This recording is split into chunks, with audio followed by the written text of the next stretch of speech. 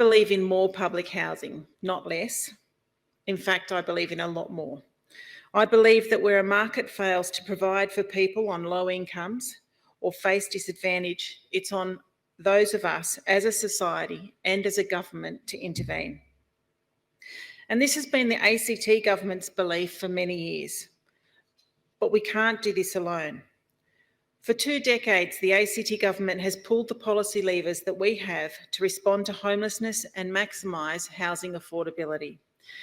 We've maintained the second highest ratio of public housing in the country, second to the Northern Territory. Committed to growing and renewing our public housing through the ACT Housing Strategy, a tax reform program replacing stamp duty with a broad-based land tax, something that other states are now following, and we've invested heavily in specialist homelessness services to do their amazing work with people experiencing or at risk of homelessness. As a Territory, we are moving along with the approaches that we've taken in our housing strategy, but there are limits to what we can achieve.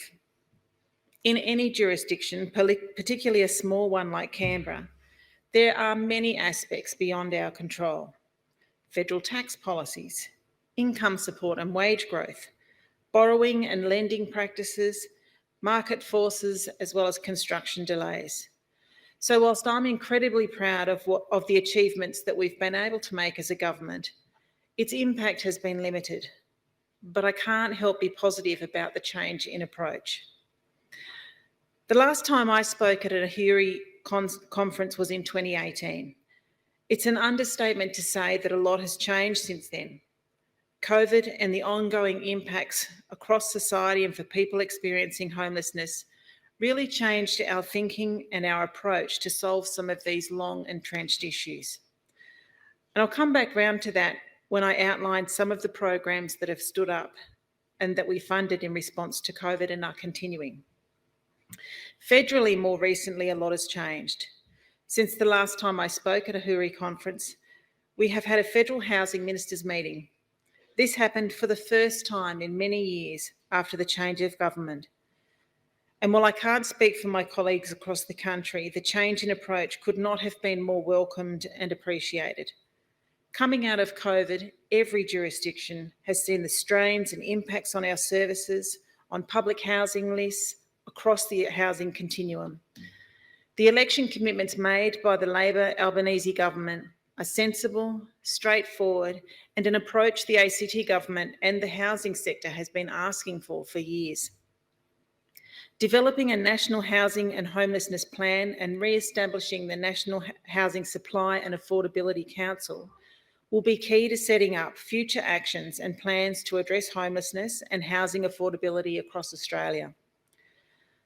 I'm very keen to see the work that the Housing Future Fund, when it commences, and deliver 30,000 social and affordable homes across Australia.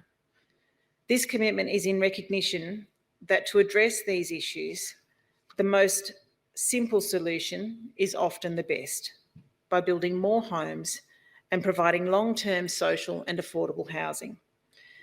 I very much look forward to continuing to work with Minister Collins, who I know was presented at this conference on the first day, on some of these issues as well, and she has truly started on the right foot with ministers across the country.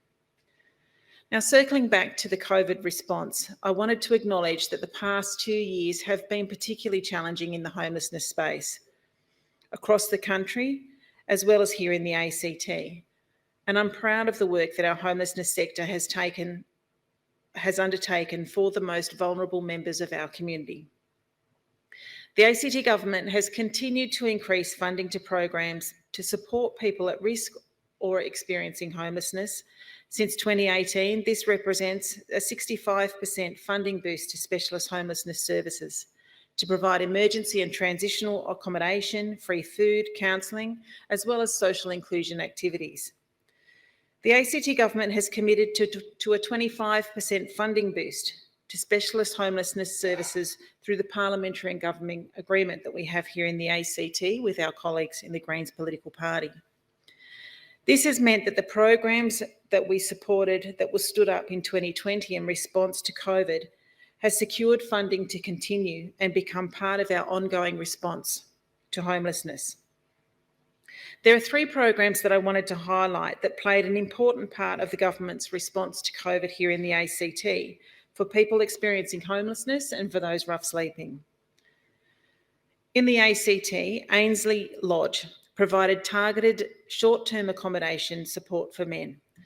This is a great accommodation service run by Argyle Housing in the ACT that has often led to better longer-term outcomes for clients becoming tenants with Argyle following this short-term response. And on Argyle, I particularly wanted to acknowledge and pay my respects to former CEO Wendy Middleton, who passed away earlier this year. For those who knew Wendy, they will know that Wendy was a passionate champion for the sector and she has been well missed. MacKillop House is another fantastic program here in the ACT, which is run by Catholic Care, who provide accommodation support for women with or without children. Catholic Care took an innovative and collaborative approach to establish this service by purchasing and adapting a convent, and into that service was able to support women and children, and that continues to run today. That service has been a real game changer for the ACT. And finally, a program called Axial Housing. This program is for rough sleepers. It started in 2019 as a pilot and takes on a housing first approach to provide long-term accommodation to support chronic rough sleepers. This was ramped up during COVID and was invaluable in the peak of the response in lockdown to ensure that housing of rough sleepers could be provided permanently. All 3 of these programs were established and increased during COVID, and now with increased funding will continue as part of the ACT government's ongoing support services landscape. In those early days of COVID, it was hard to imagine,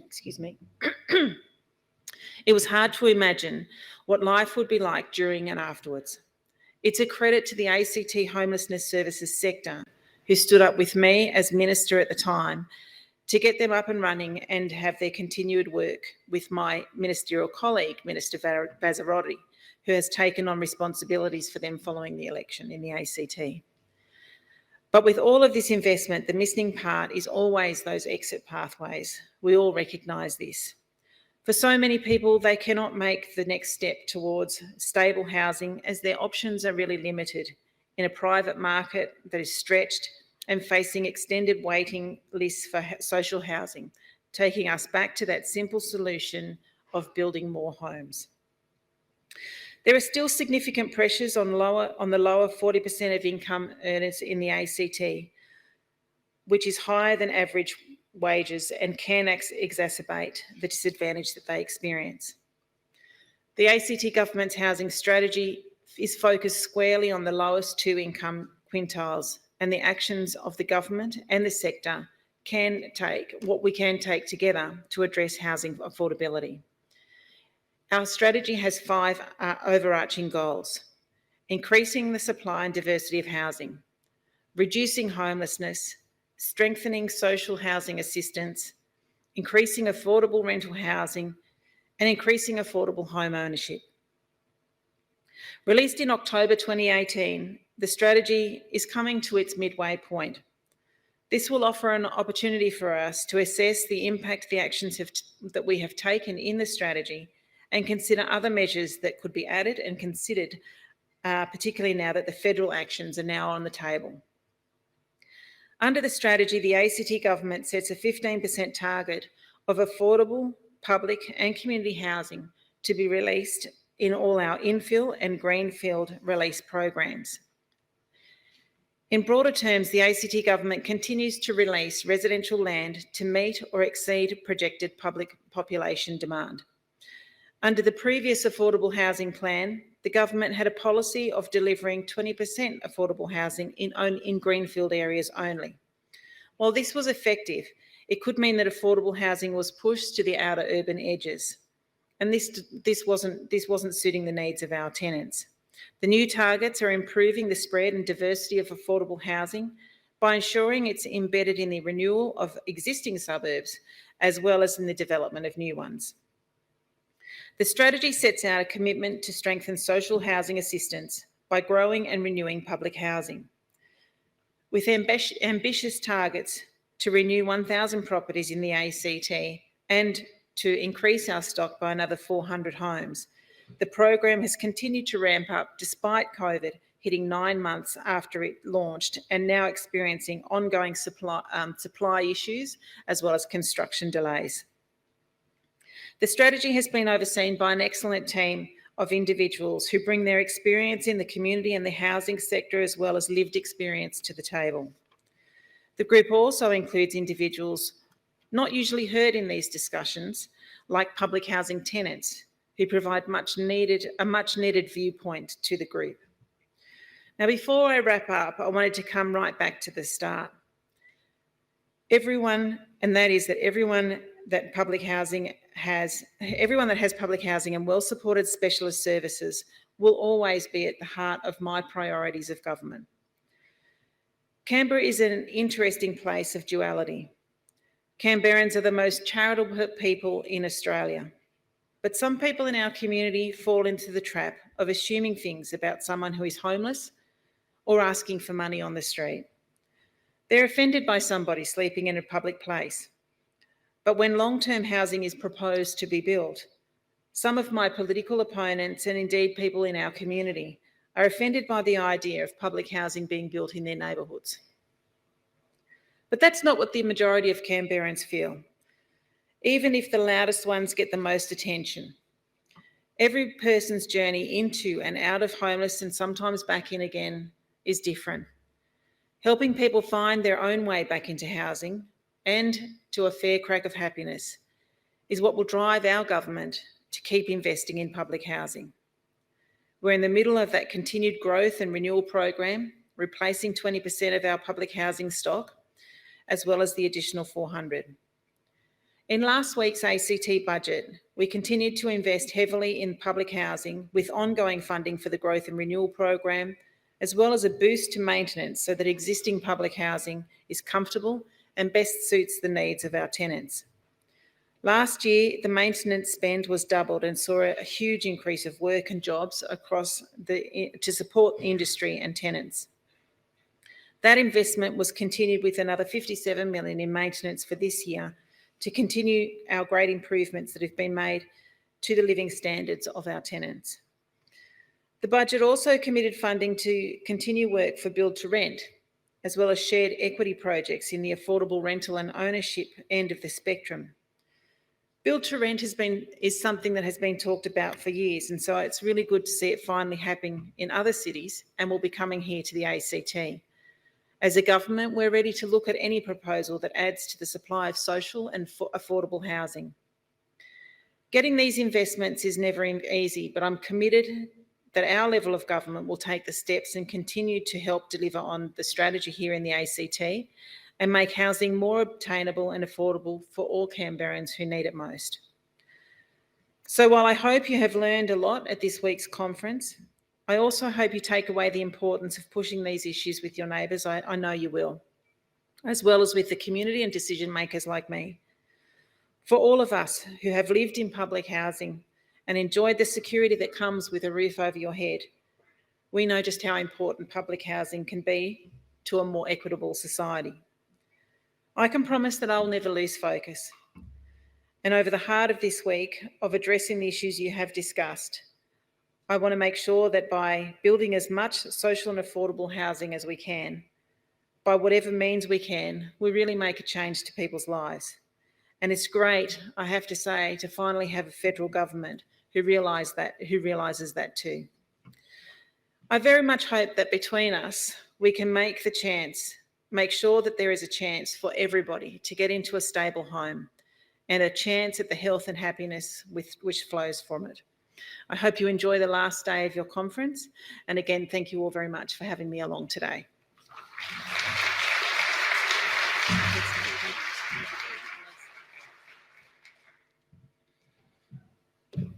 Thank you, Minister Berry. And again, thank you to the ACT government for your support of the conference. It's now time for this morning's opening plenary session and another very relevant and critical topic to address. This plenary Is the climate crisis an impending homelessness crisis? We'll examine the very present and significant challenges that climate change and related natural disasters are creating for communities across Australia. Particularly, the session will look at the new wave of homelessness created by these increasingly regular natural disasters and the impacts on the already homeless or those already vulnerable households. To steer this session, I'm very pleased to welcome someone who passionately covers climate change in her regular reporting for The Guardian Australia, political reporter Amy Remeikis.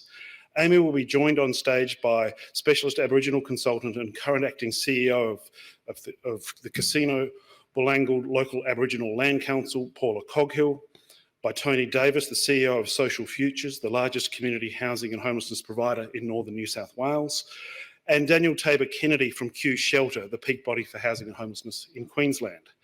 And providing the opening address to this session is Andrew Crisp, APM, the Emergency Management Commissioner for Victoria. Andrew's work is all about preparing for and managing crises, and to that end, he's unfortunately not able to be here in person today, but he is prepared. So we have a pre-recorded presentation from him to open the session. First, please join me in welcoming Amy and the members of the panel to the stage.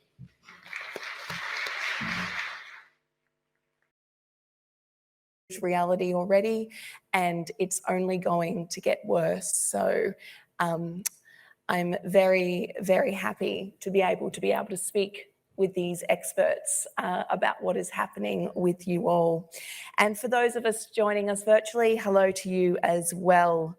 I would also like to acknowledge the traditional custodians of the land we are meeting on, the Ngunnawal people, and I wish to acknowledge and respect their continuing culture and the contribution they make to the life of this city and region. Sovereignty was never ceded.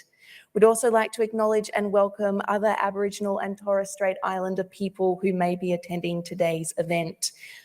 Just a bit of housekeeping. This session is being streamed and recorded and will be available for all delegates to view after the conference.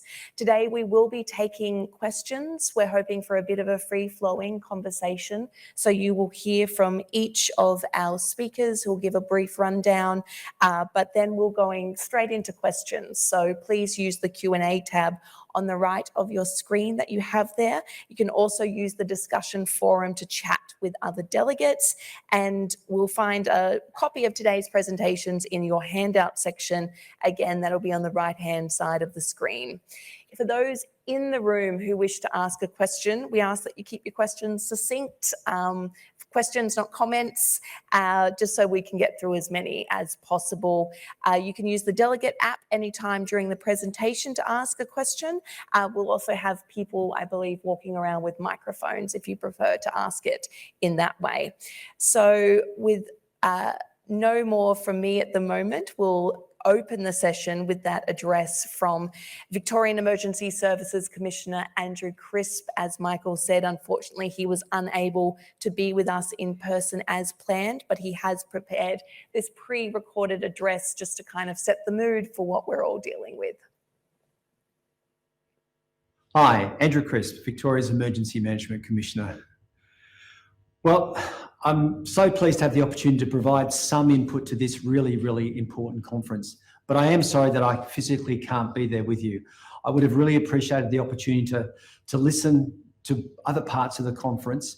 And I will say up front, you know, I claim no expertise when it comes to homelessness. And that's why I was looking forward to this opportunity to learn from the panelists that will be part of this discussion, but also, as I said, other contributors to the conference as a whole.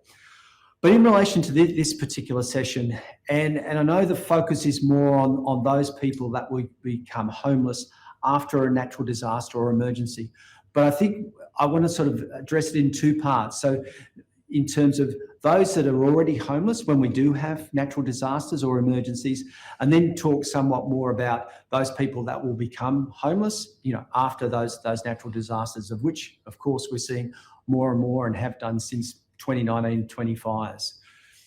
But my connection with the homeless goes back quite some time. I've been in this role for 4 years. Prior to that, I was a member of Victoria Police for 40 years. And I still remember, you know, back in 1979, I started work at the Fitzroy Police Station. And we had a lot of homeless people, and it was men. It was generally older men on the street, and I'll say that we used to lock them up, but it was more in terms of being able to give them a hot meal, somewhere to have a sleep, and we built really good relationships with a number of those men. And it was there for me as a very young police officer that I had those conversations with the homeless, and I learned more about their individual stories and how they got to become where they were. So I've always, I've never forgotten those experiences throughout my police career, and now into this particular role that I have.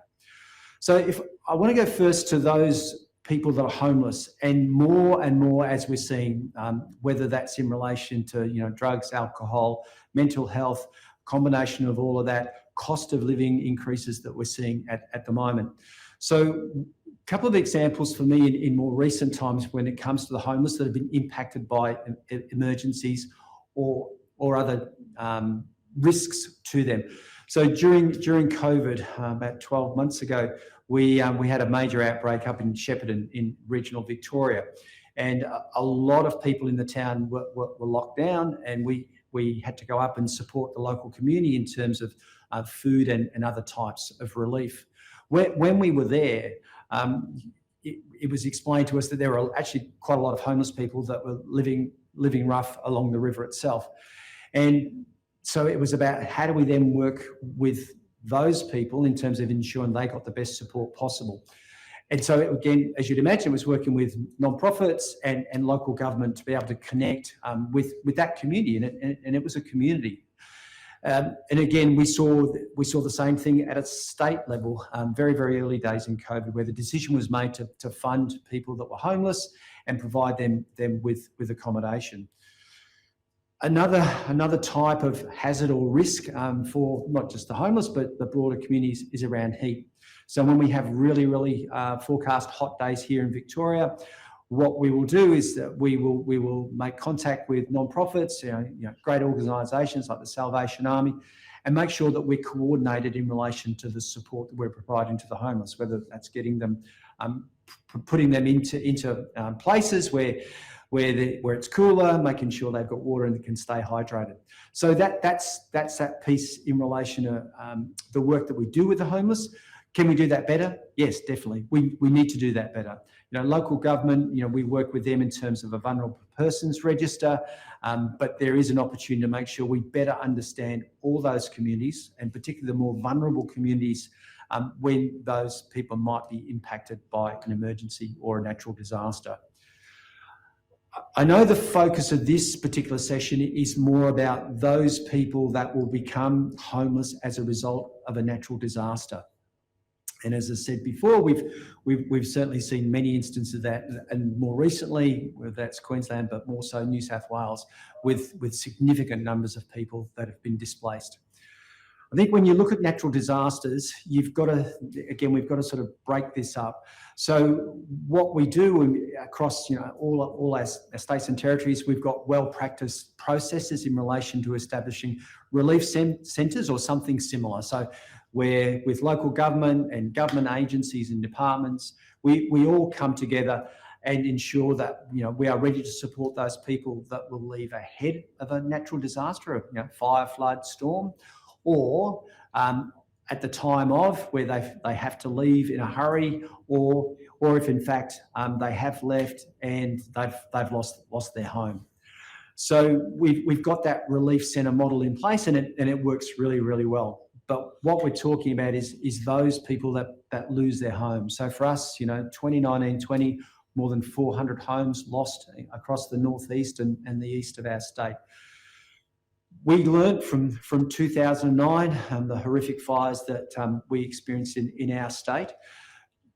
So it is important, we know, for some people to get back on their land as soon as possible. So with these more recent fires, we went to a company down in Gippsland. They build transportable homes, and we got a number of those back on people's properties, fairly quickly, and people were living in them as they went through the process of going through planning and to rebuild on their property.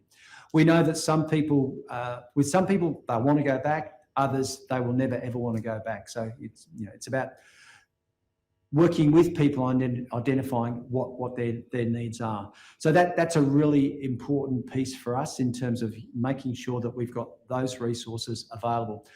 As we've seen, and I touched on cost of living, we know now when it comes to rebuilding, the people that are going through it at the moment, really hard to get tradespeople, building costs of, are sky high at the moment. So it is creating additional challenges for those people to get back into their new homes as quickly as possible. Another factor when it comes to that is actually planning / insurance. So, if you want to rebuild, you've got to get planning approval from local government. What we've seen in a number of areas, and again, coming out of the 2009 fires, is there will be additional requirements for people when it comes to rebuilding. So if we talk about the Bell ratings, you have to build to a different standard. A lot of people underinsured in relation to that, or could be uninsured in the first place. So insurance is a key part of the discussion that we need to have, and the role of insurance companies.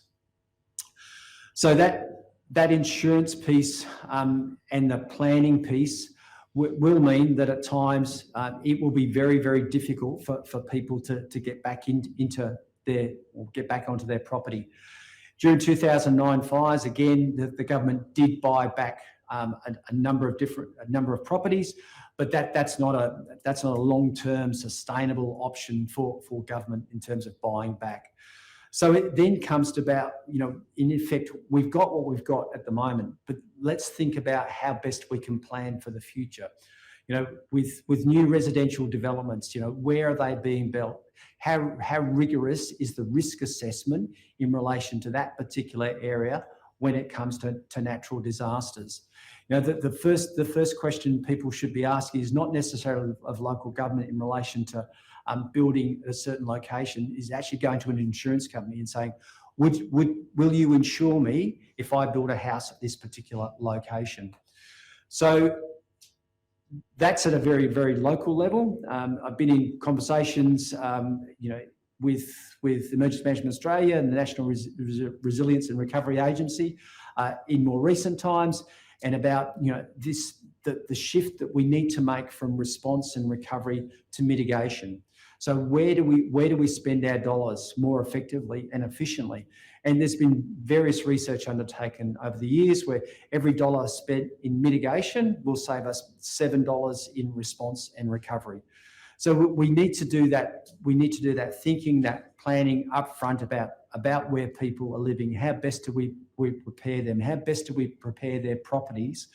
How do we work, again, coming back to the insurance companies, to incentivise people to even if there's not a standard such as the Bell rating when it comes to fire, how do we incentivise them to build to a standard and to keep their properties in such a condition that they're in the best position possible to keep themselves safe from natural disasters?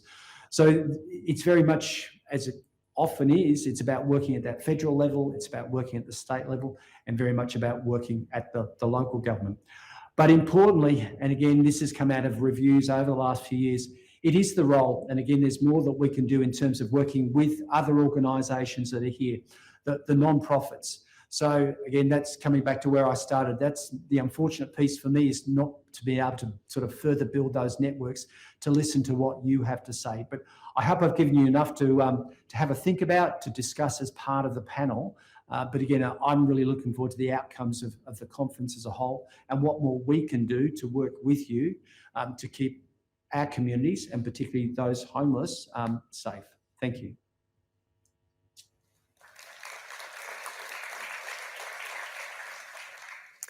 We'll jump into our panel now, and Commissioner Crisp mentioned natural disasters and recent ones and the impact of that, and spoke about insurance and building and being prepared. One of your speakers here, Tony Davies, has a very recent experience of exactly that, of people who thought they had prepared, of people who had done the work and still found themselves losing everything. That would be in the Lismore floods. So I'm going to let Tony tell you a little bit about that and his work, and we'll go from there. Okay. Do you want me to go up there? I believe so, yeah.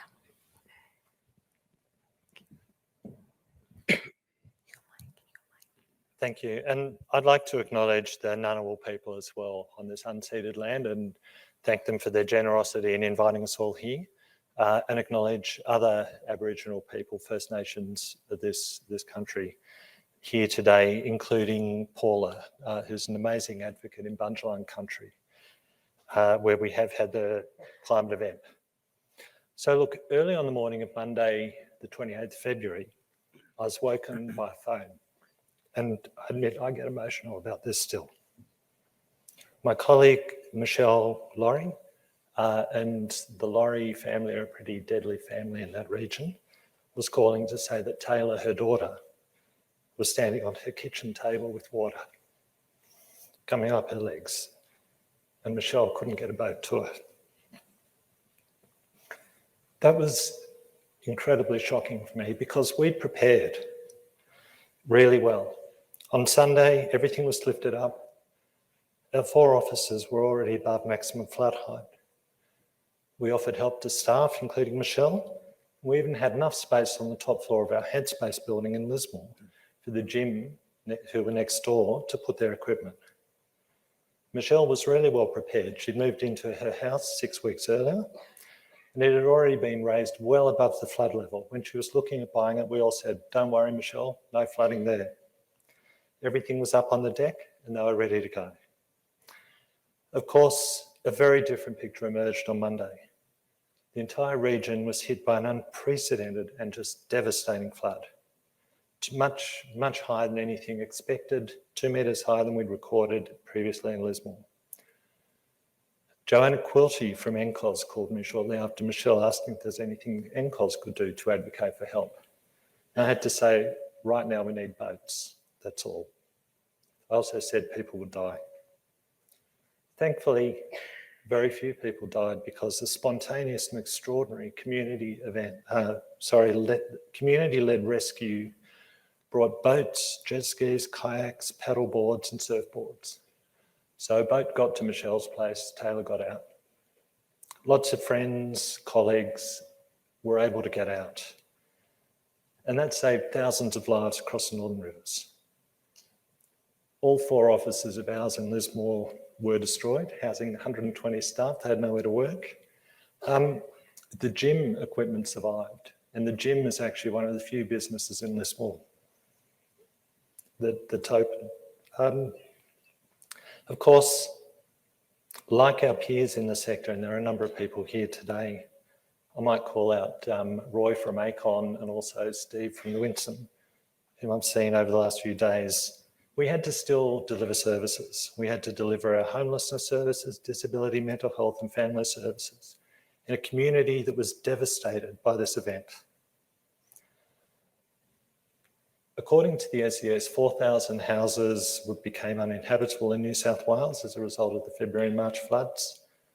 A further 8,000 properties, more than 8,000, were inundated and more than 10,000 damaged by extreme weather. So around 23,000 dwellings impacted, and most were in the Northern Rivers.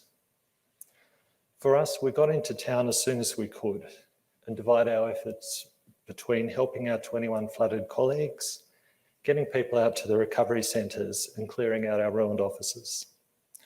There was an incredible upwelling of community support from around the country. People came to help. Cleaning homes, clearing debris, getting mud out of the place, getting people out to support community. And I will give a shout out. We've got some of our staff here as well, so Hassan and Jody and others who are part of an army of community workers who, despite being impacted themselves, got out and delivered support in a service system that was devastated by the disaster. We also had spontaneous community organisations rise up. Resilient Lismore, Resilient Byron, Resilient Moolumbar, and extraordinary work by the Koori Mail, setting up the Healing Hub in Lismore, led by the amazing Naomi Moran. We don't actually know how many people were displaced by the flood. Some people registered for help, many didn't. People are now surviving in a whole range of arrangements. We've got people still in hotels, we've got them in tents, staying with friends, staying with strangers, camping. Camping in homes that aren't habitable, staying in vans. They're starting to move into temporary pods, which are only now really arriving. Many people are leaving the region, and the physical landscape of the Northern Rivers has changed. We had over a metre of rain in some places, certainly where I lived, over a metre in a couple of days. Roads have been washed away. Hundreds of people are still isolated due to landslip. They can't actually get in or out of their houses. Rivers and creeks have changed course. And we know that people on lower incomes face the greatest risks and the greatest disadvantage from climate change. Experts have been saying that for years.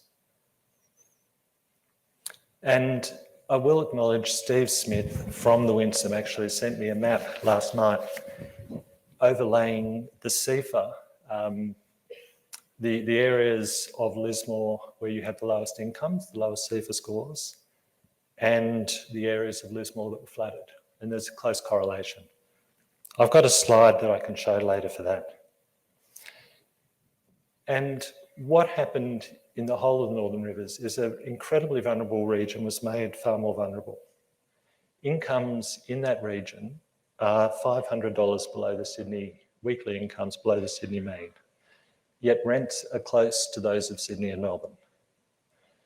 That's a result of a lack of investment in social housing stock, the fact it's a lifestyle region, and the pandemic bringing people from cities able to take city prices with them. The successive census figures have shown over the last decade, certainly the time I've been in the job, that 20 to 30% of people in New South Wales sleeping rough are in that region. In terms of SHS funding, we have about 6% of the state's SHS funding. And while the data are incomplete, successive street counts have shown that in the Shire of Byron alone, which has a population of 30,000, there are as many people sleeping rough as all of Adelaide, which has a population, estimated population in June this year of 1.48 million. And I'll thank Taylor from the End Street Sleeping Coalition, who said that that account that she was involved in directly after the flood identified just in those areas that are accessible in the Northern Rivers, 214 people sleeping rough in Byron alone. In my view, there's no question that this event was directly related to climate change. I would sum it up as tropical weather is shifting south. When I moved to the region 20 years ago, you got a bad flooding event was up to a foot of rain, 300 mil for those that are a bit younger than me. That caused major flooding, but was held back by flood levies. In 2017, we had between 600 and 800 mil of rain in a very short period. Towns across the region were devastated, and the Lismore levy overtopped for the first time. With over a metre of rain in the catchment areas, there was no way that a levy, and I don't think it's possible that a levy is actually going to be able to hold back flooding. And that flood in February was followed by another 2017 level flood in March. But climate change isn't just about flooding, it does also bring fire. In 2019, the fires in the Northern Rivers started near the North Coast. Now I'm going to try. Okay, I won't worry about the PowerPoint. Actually, I will. There we go, okay. So that's further down the North Coast. The fires started in July. In October, they destroyed the town of Ratville, or devastated the town. They didn't destroy it, but 23 houses were lost and 2 lives were lost. In November, the community of Nimboida lost 93 properties, including 2 of our staff members' houses. And that's Mel's house, who works for us, Mel Plessman. She became notable for bringing part of her destroyed house here to Canberra to try and meet the Prime Minister, who didn't meet her. More than half of that community lost their homes. Other communities were threatened. The Gondwana rainforest burnt. And of course, it became a national disaster. And that was the site that we had, all of us had, I think we experienced the smoke. Right now in Lismore, the communities are doing it really tough. The fire affected communities 2.5 years later, only about half the houses in Nimboida are close to being rebuilt. And people are still sleeping in sheds, people are still in shipping containers, and plenty of people have left. Lismore still has streets of empty houses. Nearly every shop is empty, and when it rains, you can still smell the flood in Lismore.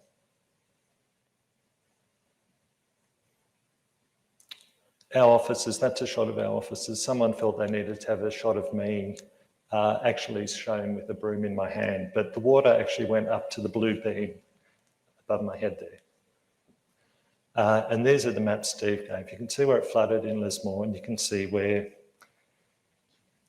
people who have lower incomes live as well. There's a strong correlation. Other towns look close to recovery, but behind the now cleaned exteriors of houses, people have no kitchens or wall linings. Or if you do still have a wall lining, it'll be full of black mould. When it rains, everyone, particularly kids, get anxious. Everyone is worried about the coming summer. What if there is another La Niña event?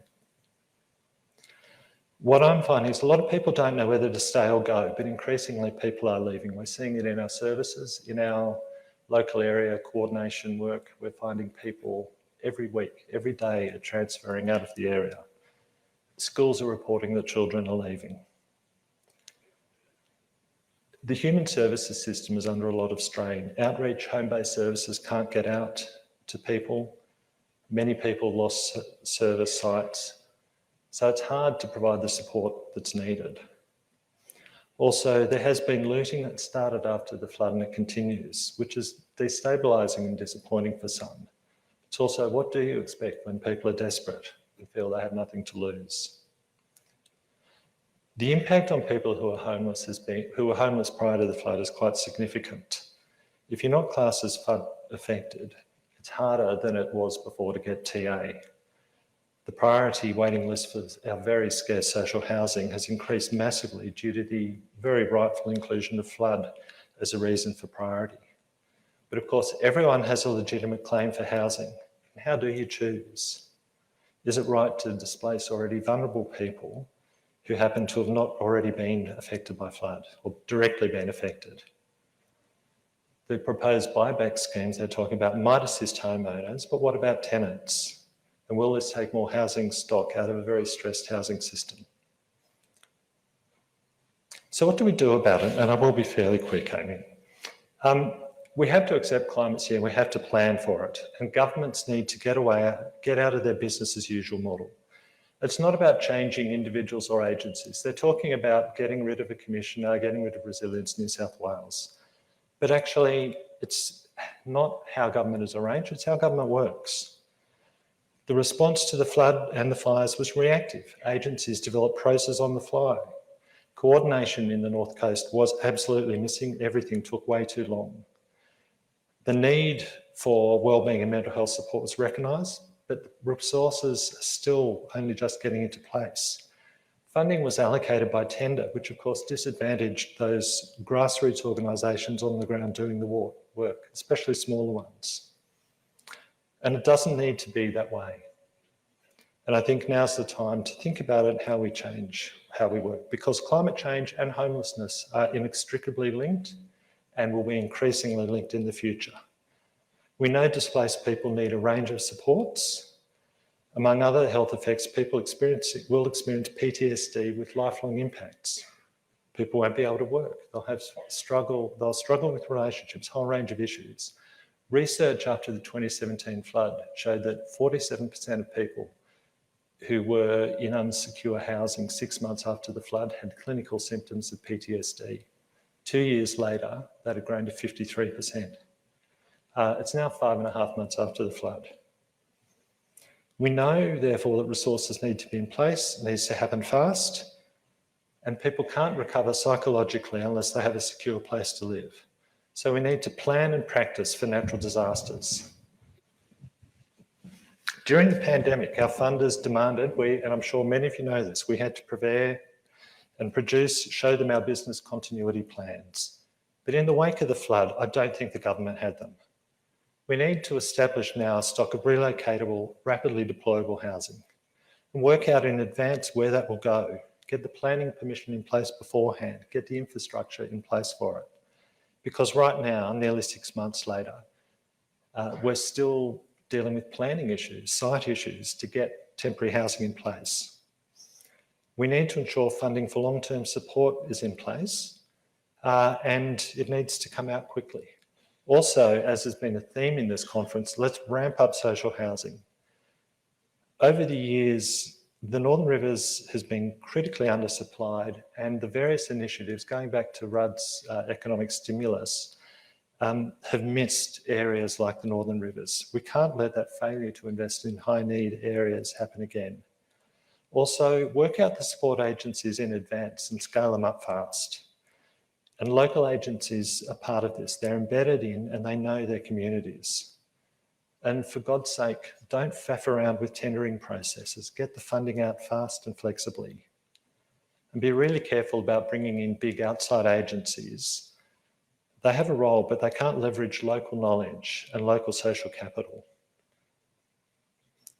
And we need to plan with local organisations. The old command and control model of government with that rigid purchaser-provider split just doesn't work. I don't know if it ever did, but it doesn't work in an age of climate crisis. It's evident that in the aftermath of the flood, the government agencies didn't have the local knowledge or capacity to get collaborative networks with local human services in place quickly. I mean, I'm perplexed as to why it took them weeks to get in touch with us. We're one of 2 lead SHSs in the region. And the contact was initiated from our end. It took them a month to get in touch with the largest community housing provider in the region, North Coast Community Housing. And in retrospect, I would have thought a day after the flood is when the call should have come, because the phone still worked a day after the flood. It took a few days for the batteries and the phone system to collapse. So in a crisis, those networks and relationships matter, and we need to build them before the crisis. And we need to embrace and absolutely don't fight those spontaneous community organisations that emerge, because they did the heavy lifting here. They saved the lives and they are still doing a lot of the work. Have safeguards to prevent fraud, but ride that community energy and make the process of accessing support easier for people. Because we know service system complexity is what traumatises people. And get the financial support arrangements sorted out between the state and federal government in advance. They're made up on ad hoc, on the fly by varying levels of government. And then you have the agencies running around, essentially trying to put in place a way to administer the scheme that was announced by press release by government. I've worked in government, I've been there, I know what it's like. You need to do it in advance so that it just works and it works quickly. And finally, let's use the investment that we're seeing in crisis recovery as a way to actually end homelessness. Like the pandemic, it showed that when we do work together, there are opportunities and investment can be made available. And surely we can actually sustain that investment and make a real difference to end homelessness. Thank you.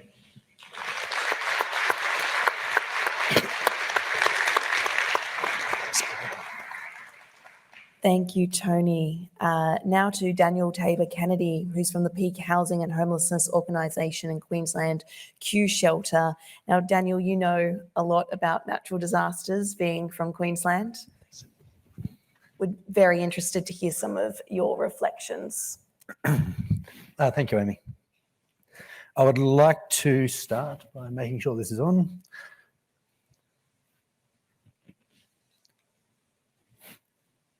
Yep, I'd like to start by acknowledging the traditional custodians of the land that we stand today and pay my respects to elders past, present and emerging. I'd also like to acknowledge any First Nations people with us here today or virtually online as well.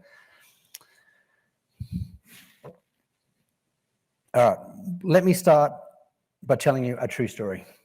A 36-year-old African-born male refugee. He gets a knock on the door. It's SES. Not having developed English as a language skill set yet, he understood the urgency of the message. Get out. You must leave with us now. We have no time. having only a very basic set of belongings. He found himself at one of 2 evacuation centres in Brisbane. For the next 6 days, he didn't know where he was, or what was happening, or if he was in trouble. He didn't know anything. No one had told him anything. But he was then relocated to some crisis accommodation over the other side of town, where he spent the next 2+ weeks. It was only until his cultural support worker called, explained, and they started to plan a pathway home. Now let's take a step back and let's change our lens. What if it was a young person with an intellectual disability? And what if it was police? They may escalate, they may run. What if it was a mother and 2 young children who are now living securely after escaping a domestic violence situation? Can you imagine the level of anxiety as you arrive at the evacuation centre, not knowing if the perpetrator was there? Sleeping in a wide open room with a seemingly wide open doorway?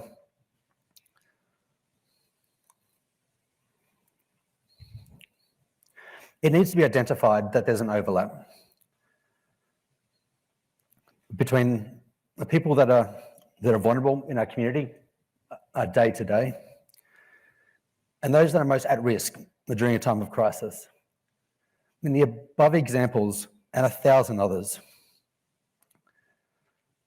2 fundamental pillars stand out. Those that can't self-advocate and those that have limited or no network of support structures. See, we all fall back on our support structures during a time of crisis. If we understand those 2 things at least, we start to ask the right questions. We start to explore the user journey, the human experience of people as they navigate or not the service sector response during these times and beyond.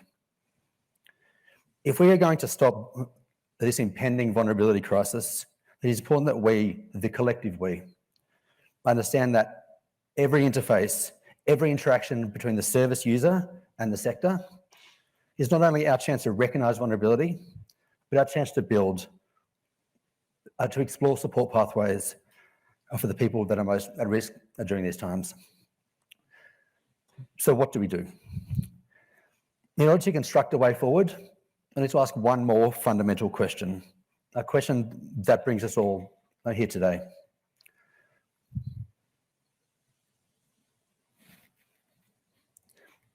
Whose responsibility is it to identify vulnerabilities, to support, advocate, to be a guiding hand? I'd say it's all of ours. From the federal to a local level, from governance to community. In fact, there is overwhelming evidence to suggest that this is the case. From the Sendai framework, the Natural Disaster Royal Commission, a relevant state and territory housing action plans, a community law practice in Townsville, up to local community submissions into the 2010-2011 Brisbane flood inquiry. These and so many more say the same thing, to empower a local level response and to empower First Nations voices at that table on every level. We need information detailing those who have barriers. We need, those that can't self-advocate. We need to flag those who might not have support structures, mobility issues, impairment or other. We need the gold standard of data and information sharing on every level. Now, the implementation of this is not simple. In fact, I'd say it's as complex as it gets. But if we're assessing vulnerabilities in whatever discipline, for whatever reason, well, let's find a way to use that information when it matters most. Let's have a community as usual strategy. On a personal level, it resembles knowing where to go for support before a crisis is before our eyes. On a sector level, it's that recognition of who and where we need in-depth understanding and care. The baseline, as we go forward, is that 36-year-old African-born male refugee knows he's in supportive hands from that knock. and all lenses we can apply to the situation in every community. See, vulnerability has many faces. We all know this. But let's use the information the way it was designed to be used, away from harm and towards security, on a personal level and in every aspect of community resilience.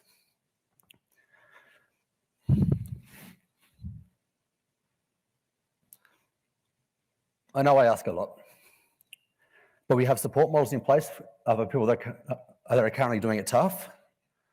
It can be argued that it's enough, but if we are serious about tackling with this new potential wave of homelessness, this is the gold standard response. We need to be prepared on a local level for everything that nature throws at us. We need a sector not only continuously resilient, but proficient in the needs of the community, so that the user's journey is one of support and understanding at every interface and every experience. I thank you for your valuable time.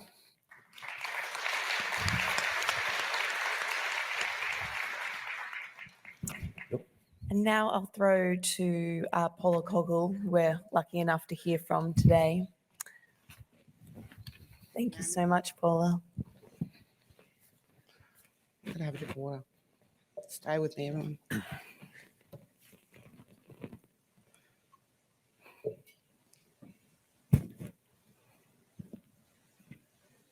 Sorry. I'm sitting there really parched. I think it was the walk this morning. Good morning. My name is Paula Coghill. I first would like to acknowledge that I'm a visitor from Bundjalung country, Animal country, and I thank Auntie Serena Williams for the welcome earlier in the week.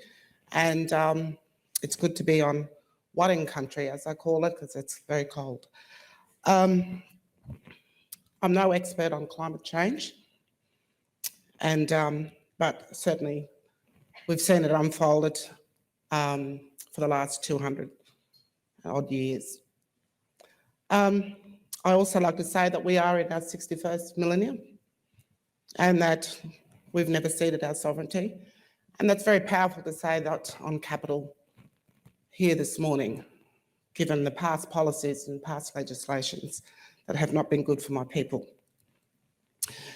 And I'd like to thank the other two panellists because it speaks from the heart. And when I say I'm not an expert on climate change, I'm certainly a lived experience, given that it was my country in Bundjalung country, we're a federation of nations. We also have in the Northern Rivers 10 discrete communities, although I don't like to use discrete because it means that we're hidden and that we're away. And due to past policies, we were taken from our lands and placed on those former reserves and missions. I'm the acting CEO for the Casino Balanga Local Aboriginal Land Council, which I'm very proud to say. We have 128 land councils in the state, and certainly are not given enough credence in what we do and how we advocate for land and how we work with our communities within the state. And we work under the Land Rights Act. So my presentation comes from a human right and a land base. And I hope that you can appreciate that we as land councils have an invested interest in not only lands, but also our sacred sites. So I'm going to put my glasses on. It might look so glamorous, but I also like to pay my respects to elders, past and present, and emerging, and here this morning, and certainly to my brothers and sisters who are in the room here today. I think my lived experience has been that I've seen the devastation in my community and in my area, based in Casino. We're only 25 minutes away from Lismore, and our office, as well as some of our tenants and some people families in our community in Casino were inundated with flooding, but certainly nothing compared to Lismore, Cabotry Island, and certainly Corokai or Bogle. It was not only that we received minor flooding in our area, but to see the devastation of Lismore and Corokai and Cabotry Island was indescribable. And I know that just talking to a few people and family members, because we kept calling over Lismore asking, is everyone okay? It was amazing to see the response of the local Aboriginal community, who not only in people and community, but families and also organisations who are in deficit in most cases, under-resourced and understaffed, who just didn't think of themselves but got out there, and that's certainly been acknowledged throughout the response of Aboriginal people getting in and getting in the boats and going out and getting people was absolutely astounding. So I'm going to try and read, but look, one of the first things I want to say too is that housing is not only a need, it's a right, and homelessness is a breach of that right. And I think it's really important that when we talk about housing and homelessness, that they very much go together. I was writing this last night, so I hope that I do justice to this presentation this morning. And of course, I just want to acknowledge the enormity of the Bundjalung people and what they had experienced. And when I say Bundjalung, I mean the whole communities from our non-Aboriginal families and friends who were caught up in the disaster as well. And it was, when we were watching on TV and when we were certainly ringing people to see how they're going and what was happening, it was their bravery and their resilience and, through the tears that they just kept getting out there and kept going. And, just because the floodings has finished, the recovery is still ongoing. And I think in my view that it will take many, many years.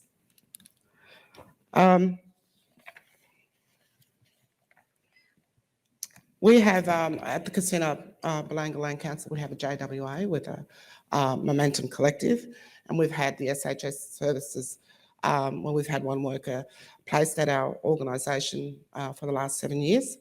And it's through that we have work in that space of homelessness. And we have one worker, Julie Collins, and she's not the MP, but she's got a good name, Julie Collins, and who provides that service to our community. But we also go a little bit outside of that. We work with Tabulum and sometimes overcross with Lismore. And certainly when the flooding occurred, a lot of people were displaced and moved over to Casino. In fact, for a month, there was a view that Casino became West Lismore. And because we certainly had many people come over, and we were trying to help out as much as well. But we found very quickly that housing was gone, rentals were gone, and motels were gone, and caravan parks were gone. And for those who were on our existing clients, it was very much that it was trumped by certainly what had occurred. And it just became even more and more difficult to place people who were sleeping rough and at risk of homelessness. So it impacted on us quite dramatically.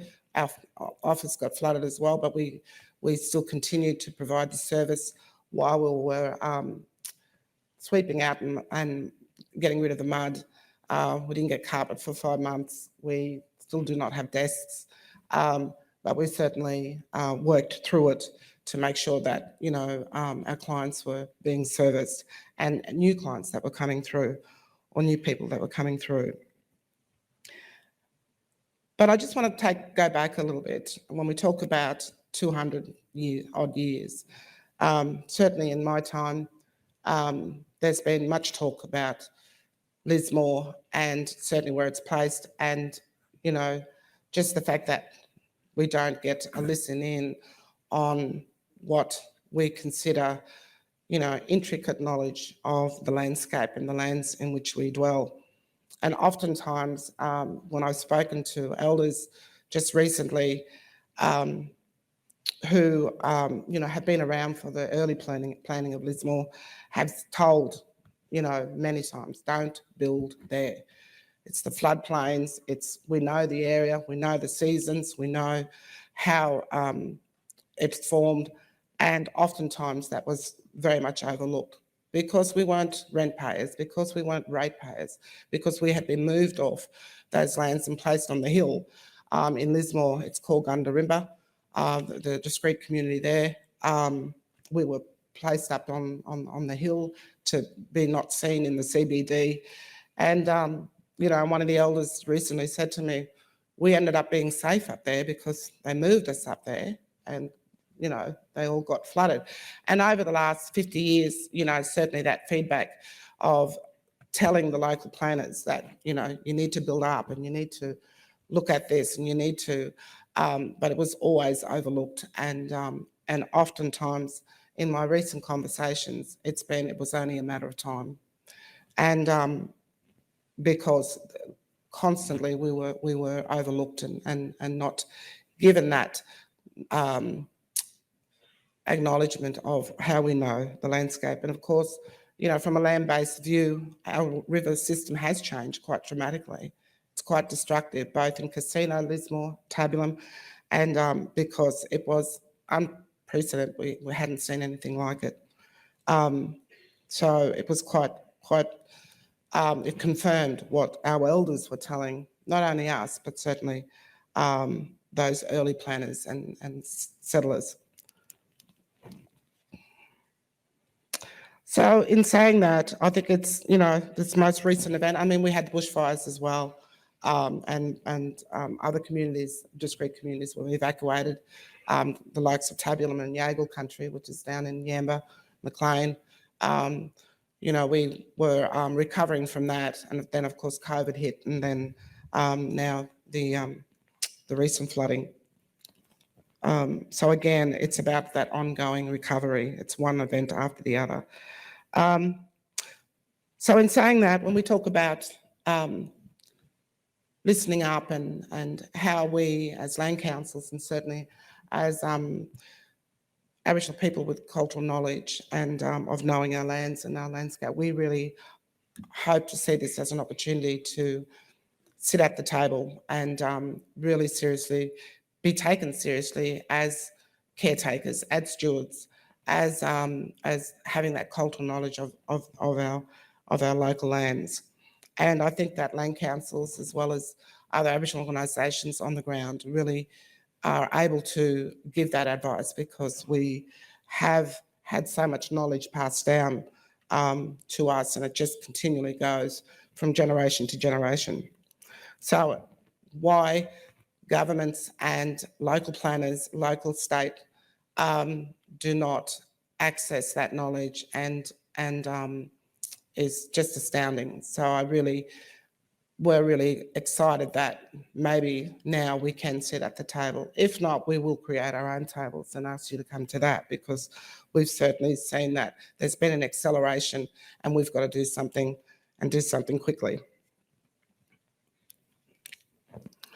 And, you know, research has also shown that in climate change, and certainly what's been written in the last 10 years, really is a concern that it's First Nations people around the world that will be impacted by climate change, more so, because we are the most vulnerable. We have been displaced and put on places and lands that weren't appropriate for us, that are flooding ranges, that are places where disasters are more likely to occur because there's been no planning around that. We were just lobbed and plonked on those places. So our deep connection to country, our lands, our rivers and seas, our relationship, kinship and shared aspiration of care and stewardship. We can learn from the land, we hear from the land, and we see when change has taken place. And certainly, you know, we as young children, not that I am now, but growing up, you know, our mothers and our fathers teach us, you know, how to listen to the land, and how to listen to animals, and how to listen to seasons and changes that happen. And when it's something that's sudden, we stop and we know that something has happened. So we have that spiritual connection and that relationship with not only the land, but certainly our biodiversity around us as well. Unfortunately, this has been taken from us when we have been colonised and taken off lands. You've taken caretakers and stewardships of people who've cared for that land.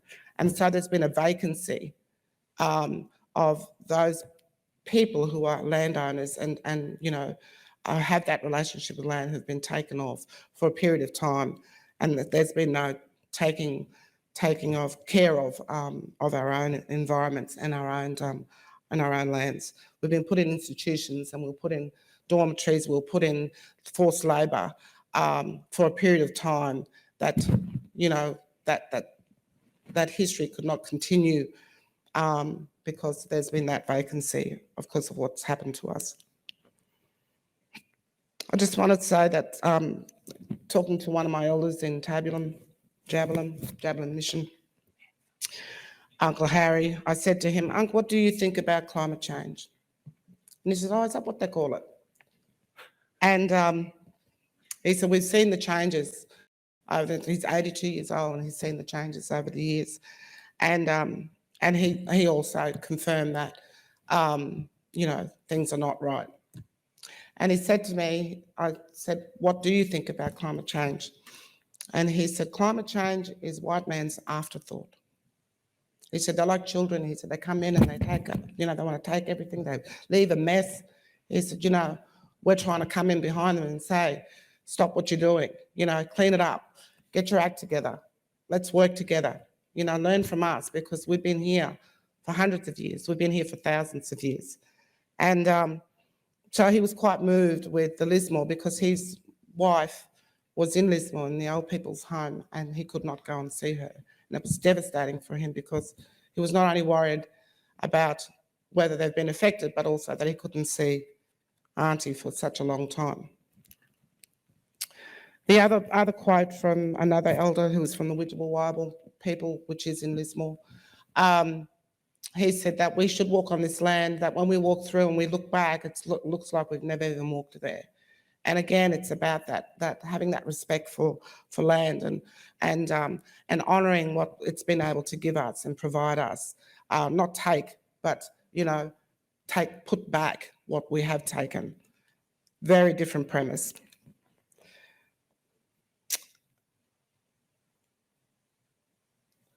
And another, through the flooding, said they don't listen to us. And certainly there's been a report that's been released recently. It's an independent report from First Nations, Bundjalung people who were affected by the flooding. It's being released, but certainly was on ABC. And in that, it talks about the response and responding of First Nations people in taking control and taking up, because government was too long, the response was too long, as you've heard previous. Last thing I want to say is that for us in Casino, like I said, we have Link to Home. In the last 3 weeks, we've had Link to Home call us, and we've unfortunately had to say to Link to Home, we've got nowhere to put anybody. You know, we've actually had to say to Link to Home, you know, don't ring us, because we've got nowhere to place people. I was displaced as a mother of 3 children before even the flood was receding. My landlord, who I didn't have a lease with, because that often happens in Casino, if you're fortunate to secure housing, that he had put my rent up to $100 in that second week of the water receding. And I just couldn't afford it, and I moved in with my sister, with my 3 children. And for the last 6 to 8 weeks, have not been able to secure housing, because the competition is really, really difficult and hard, because you could have 30 families turning up, and if they're all white and there's only one Aboriginal family, I know that I'm most likely not going to get it. So I've settled with my sister for a little while until I can build up the the muster again to go and apply for real estate housing, because we know in reality that racism is alive and well in our country towns, and it's certainly very difficult for Aboriginal families to secure in the rental market, private rental market.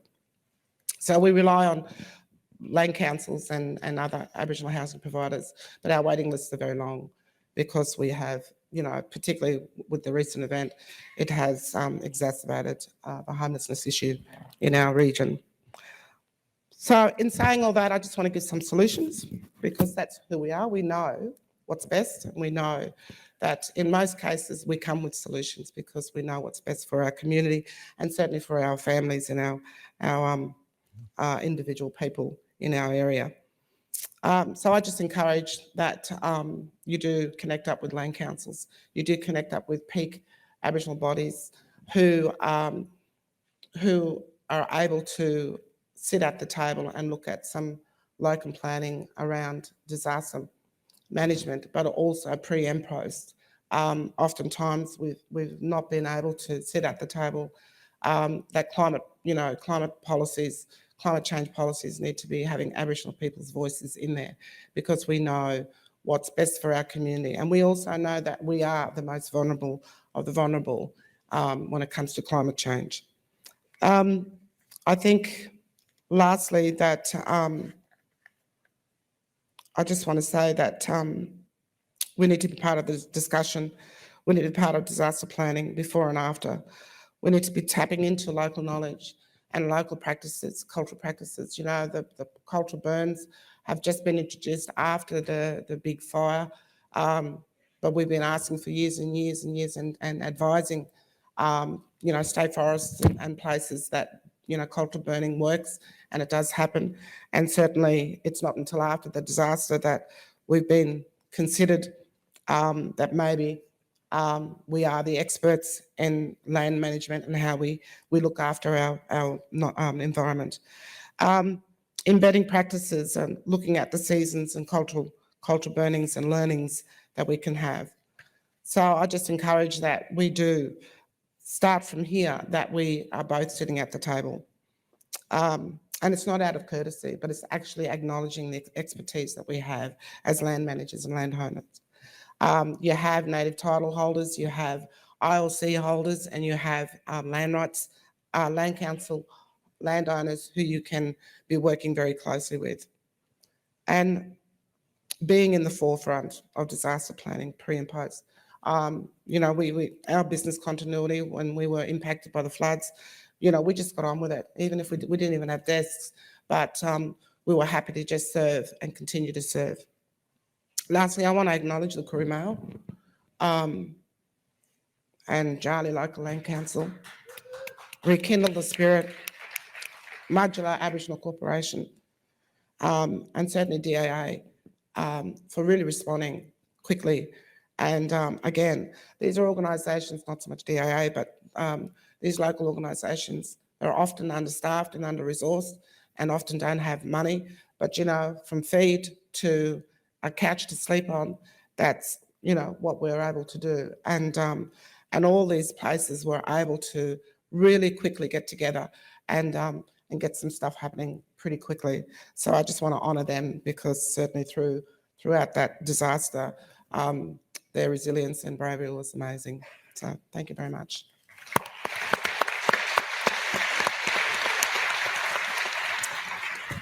So from our speakers, we have heard we need to absolutely listen to First Nations people about the land and about, what happens to the land and the stewardship. And as you said, not as a courtesy, but as leaders and as thought leaders and as the authority on that land. We know that we need to identify vulnerable communities before natural disasters happen. So when that knock on the door happens, there is some systems in place to ensure that the door is open and the person understands that they are there to be helped not, whatever else has happened in their life with other traumas, from disabilities, from just language barriers, that we know what doors that we're knocking on. And we've also heard that we need to have more of a free-flowing planning discussion with authorities before we get to the unprecedented events, and that we need to know who is in charge, and that happens pretty quickly, and that it's based on the ground with community knowledge. So we know all of that. So the questions, I suppose, is how we put this all into practice, because unprecedented is pretty much the word of the 2020s. We'd be kidding ourselves if we didn't consider that the pandemic itself was also a symptom of climate change. So we have been hit by this for the last 10 years, but particularly in the last 3 years. So we'll start with the questions, and we've got one from Laura here saying, noting that the number of unprecedented events we've experienced in the last 3 years alone, how do we prepare for disasters we've never encountered before and perhaps cannot even imagine? Who's got some thoughts on that? Daniel.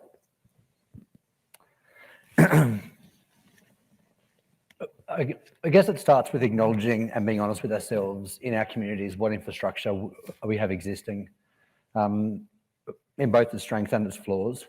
I guess knowing that, as I say, we can't just be prepared for what's coming. I guess if we look at the already vulnerability within our communities, it can be argued that there's systems in place to address that. I guess going forward, it's a case of, on a sector level, just being aware of what modelling needs to happen in whatever circumstance. I mean, the UN has done some really good work recently on that interface level on the use of personas. And so just a model at every transaction, get a conversation of what a person, and whatever their worldview or their previous experience, could be walking away from that with.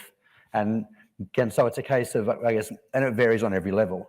So what infrastructures, acknowledging what platforms and sector leaders are already apparent and leading, whether it's, empowering the First Nations voice going forward, but kind of recognising other national bodies of Australian Red Cross, Volunteering Australia, and their emergency management kind of responses, and then local governments, I think I said in something yesterday, and that kind of critical, that sort of first point of contact, and just really kind of, breaking down these already existing platforms, infrastructures, and identifying the gaps. Like every natural disaster that I've sort of worked behind the scenes in, it's a case of it's reactive to an impossible degree. And so going into my particular thing, the imagery I had when it comes to navigating that service system in a response is that game pick up sticks. And that's for me, like who knows emergency management models. I can't imagine what it's like for someone that doesn't. And so, I think it's just being really, really honest with ourselves and aware of what improvements need to be made. Paula, would you say that First Nations people, when they know how the land reacts, they're being ignored when these unprecedented events happen? But they know the land, they know what's going to happen when a wall of water hits it and where it's going. Would you say that those voices in that beginning reactionary moment are definitely needing to be elevated? Look, I think it's even pre. I think I think we need to be, we are certainly big players in climate change and how that impacts on land and how it impacts on landscape. So, I think we need to be very much, in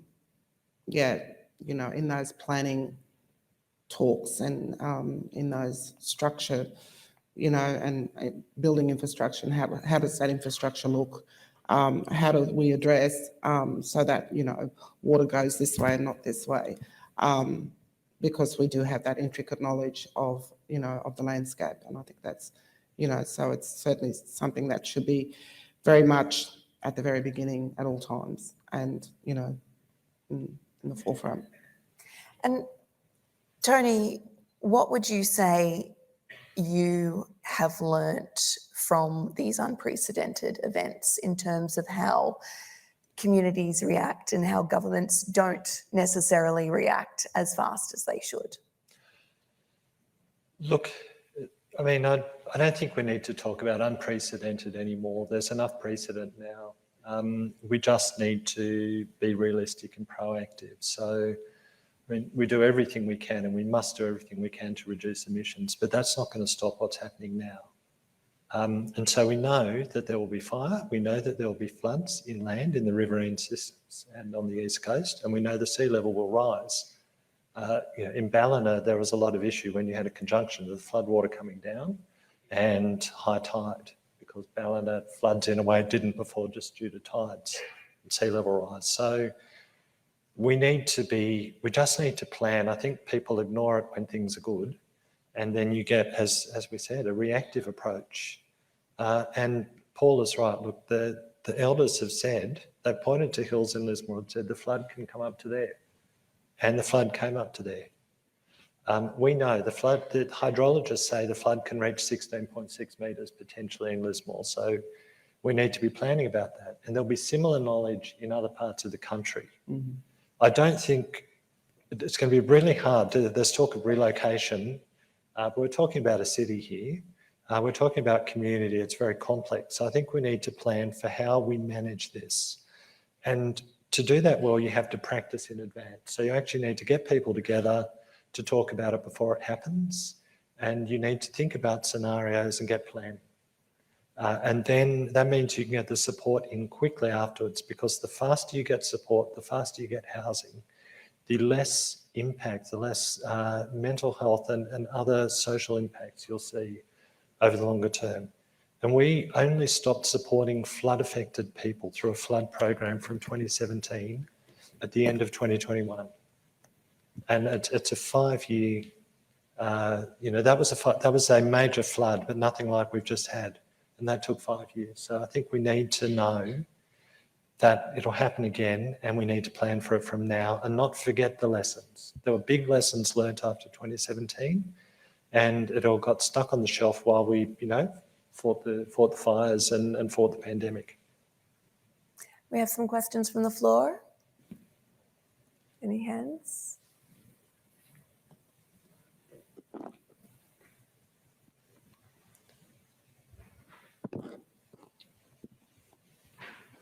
Thank you. 2 questions that are related. One, isn't public transport orientated development, especially medium high density housing, the most viable solution for climate change crisis, becoming worse? And also, isn't it also a really good opportunity now that, in the next 10 years or so, many Australians or many more Australians will feel their own properties are threatened, that they will possibly want more housing security instead of housing more as an asset. Do you understand? Tony, would you like to take it? Look, higher density housing, just to the first part of the question, absolutely is part of the solution. And in regional towns, I think it needs to be part of the solution because of the influx into regional Australia. It's not the whole solution. Many people want to live on land. First Nations communities often, as we've heard in this conference, want to be on country. A lot of people want to live in land, and that's harder to do when we talk about fires and floods. So we need to think about how we do that safely. In Nimboida, for example, I know someone who's building a bunker. They're going to stay on their property when the next fire comes. So I think it's part of the solution, but it's not going to work for everyone. The issue of housing being an asset, that's a philosophical question. My view is that we need to invest massively in public housing, and that those who see housing as an asset and are worried about, if we drop housing prices, their asset will diminish. Let's not worry about them. Let's just create our own segment of housing that's affordable. Well, hang on. Those people vote.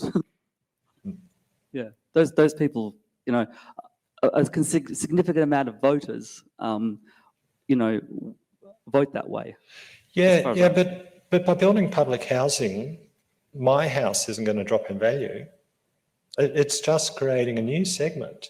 So everyone, you know, all the people in Byron with their now multi-million-dollar houses who sat there having, you know, in cafes enjoying the sun while people were in Lismore cleaning up the mud, they can have their expensive houses still, but let's just build more affordable and social housing that does not diminish their value. I mean, I'm happy to have an argument about that, but it's a bit like cutting emissions. That's a long-term argument. Right now, let's just get that housing built and not worry about scaring people that their housing values will drop when you build more public housing. It won't. What will happen is the well-being of the community will improve when we build housing in the right places with advice from custodians who know the land about where to build it. And that's an issue in Lismore because some of the high land, people could say, let's move the town up onto the hill, but there's some important cultural considerations there. It's not a simple solution. But if we can do that, if we do that, I think we can have our cake and eat it too. I don't think there needs to be some reduction in the wealth of the worried home-owning voter. I just think we don't need to worry about them in policy. Thank you. Yeah, can I just say something too? Just in terms of housing, you know, for us, it's like how we define homelessness, but even defining housing for us, it's not an asset. It's like I said, it's a right and it's a need. And you know, we know that with homeowners, you know, if we move next door, we're going to, you know, they think we're going to take their pricing down. So we know about that. But the planning is not only about, you know, being part of the local planning around disaster and how, but it's also, you know, having Aboriginal people talk about housing design. And in that area, you know, is it high or is it low, or do you know, but also having, you know, participation in how we're designing houses. And often, you know, for the last 40 years, with government funding, we've been, you know, given housing, but it's not always suitable. And of course, we have the overcrowding because, you know, they'll move a 7 family members into a 3-bedroom or 2-bedroom house. But we are asking to be at the table so that we can actually not only say what housing looks like, but certainly, you know, we're now factoring in, you know, is it safe for us to be building there, or is it safe to move back there? And if it is, then how do we influence so that the housing designs are also climate change safe as well? So, Thank you. Daniel, question from Sarah here. How do we advocate as a sector to ensure that these continual disasters do not contribute to the growing numbers of people experiencing homelessness when we are already struggling to secure a commitment to ending homelessness? Let me just reread that. Basically, climate change is exacerbating existing homelessness. How as a sector do you advocate to help people who are displaced from climate change and natural disasters, while you've also got clients or people who have been crying out for housing for years? I think, I mean, not to go back to, I guess, my data pedestal, but it's being aware of what pathways we can collectively as a sector explore for people that are currently doing it tough and or potentially are at risk. I mean, within the Service Integration Initiative with Q Shelter, so I've got regional care coordinators in 10 priority regions across the state, from Cairns down to Gold Coast. And for us, it's a matter of, I guess, collectively in a community, I guess, facilitating a multidisciplinary response within the key sector stakeholders of that region. And that varies from region to region. And then with that, I guess, it's not just a matter of exploring that set of keys, whether someone is currently sleeping rough and or ongoing, but it's a matter of, I guess, exploring what else within those 12 plus service domains that can put someone at risk. We need to start asking those questions and exploring the pathways for them. So I think it's a sector, it's about that data and kind of escalating that data up to the powers that be. So we can, yes, get more funding, yes, get more people on the ground, get all this sort of stuff, especially in a time of crisis, because we all know that capacity is at its limits when it comes to that service sector in response, whether being personally impacted or not. And yes, so I think as a sector, we can advocate with the collection of that data set, because I mean, I know within the Service Integration Initiative over the last financial year, but I think out of the 50 to 60, I guess, percent housing outcomes we've got from people that are at risk of homelessness, even if someone has a set of keys, they're still presenting with 2 point something of vulnerabilities once they've got that set of keys. And so it's a case of that work ongoing and not just a kind of switch off once it's done. So I think you're ongoing. It's a matter of getting the powers to be through peak bodies or other, just to kind of feed that information up. I mean, within our teams, we've got the place-based response team in every region as well, which is that escalation point through to the regional director of housing and above. And so, yeah, it's a matter of we, as within our region, can advocate together to kind of recognise those needs and those vulnerabilities and those trends and those gaps and everything else that I guess comes with that. We've got one quick question from the floor. Time for one more question. Is anyone up there?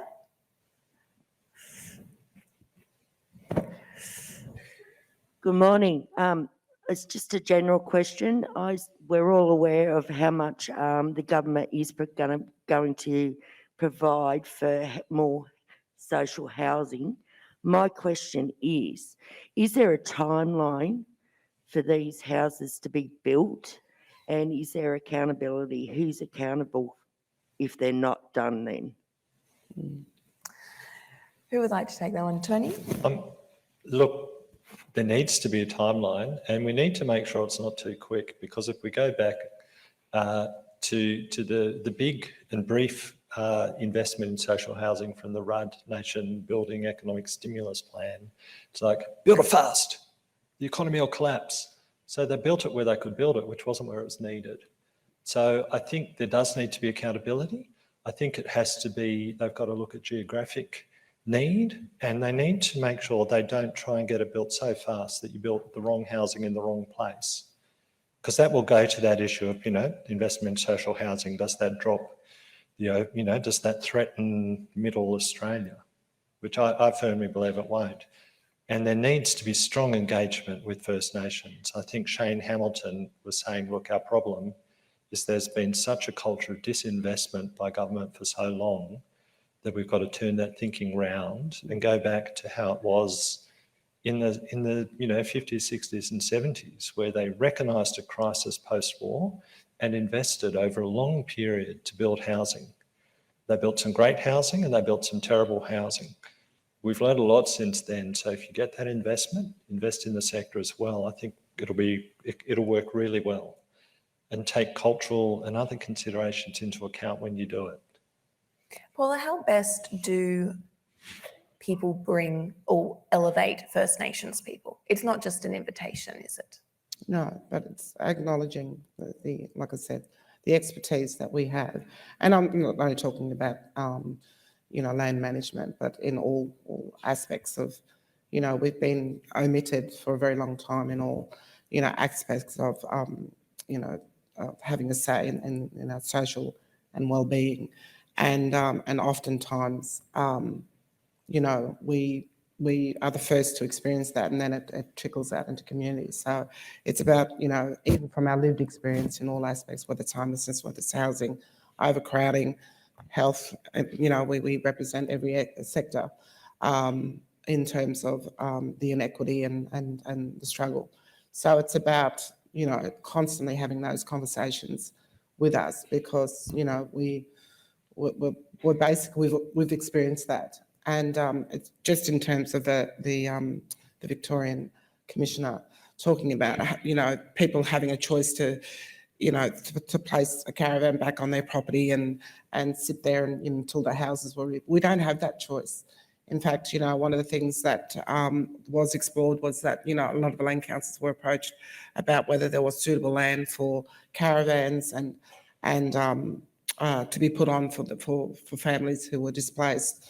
You know, the Aboriginal Reserve in Corokai, you know, they've got tents around because they were able to put tents up back on community rather than having to go to Woodburn or you know, somewhere else.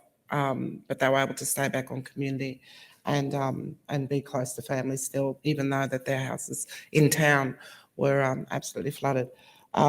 It's not a good thing that they still are in tents in Corokai and certainly in parts of Ballina.